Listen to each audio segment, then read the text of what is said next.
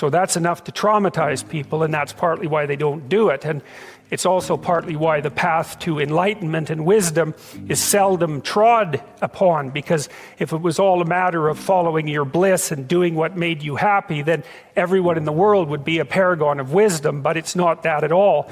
It's a matter of facing the thing you least want to face. This is an interesting thing about the integration of the shadow, because recognizing yourself as the locus of evil, let's say, actually in some sense gives you far more respect for yourself, strangely enough, because the same respect that you might have for a wild animal or even a monster.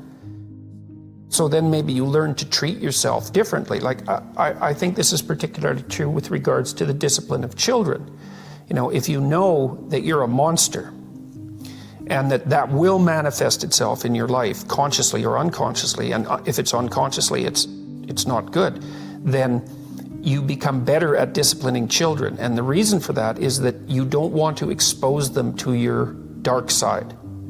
And so if they behave and don't provoke you, which means they'll also behave for other people, then the monstrous part can stay in abeyance, and then that's great.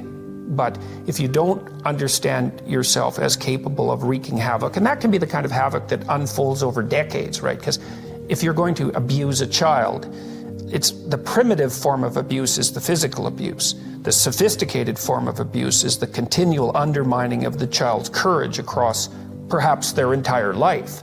And that there's a terribly monstrous element to that. And if you're not respected properly by the child, say, you will absolutely take revenge on them. And, you know, in some sense, that's the whole Freudian psychoanalytic story.